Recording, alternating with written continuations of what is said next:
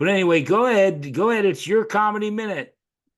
All right. So I haven't worked this out into a bit yet, but Okay. when I lived in Australia, I bartended at this place, and Okay. every bartender had to work the door like once every 2 months or something, six Right. weeks. And they're very strict there about checking IDs and all that, because if there's more than 2 fights in a year, you cannot serve any glassware at all. Not a Right. glass beer bottle, not a glass cup. 3 fights, Right. you lose your liquor Yeah, I was license. gonna say, yeah. So, and everyone's an idiot. They're coming up to the front. I'm checking their IDs, scanning it in the system. I need to stay at the top of your right hand, you know. Right. Every time they put their left hand out. Nope. There you go. Like that. There. Okay. Stay at the top of your right hand. Well, this Right. girl comes up. This is how unlucky I am. This girl comes Oh up and no. Oh no. she has a purse on her shoulder, but kind of a short one, and her arms like in the purse. And there's huge security guys behind me, it's like a separate security company.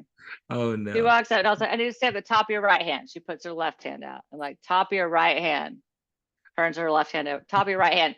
And then she pulls out her arm and it's just a nub. Oh, And I panicked.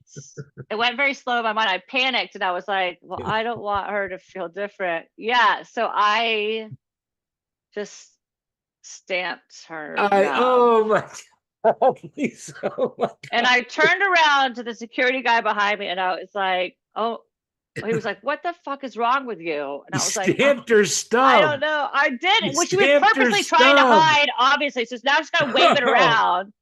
Lisa, I That's gotta not tell even the you, worst part. That's not even the worst part. what's the worst part? So then when I get home back to North Carolina, I go to this late night party after the bars close. And I had told a friend of mine this story. I was There sitting she is. outside. So I guess I got talking to this girl, and he There was like, she oh, is. tell her that story you told me earlier. This is his ex-girlfriend.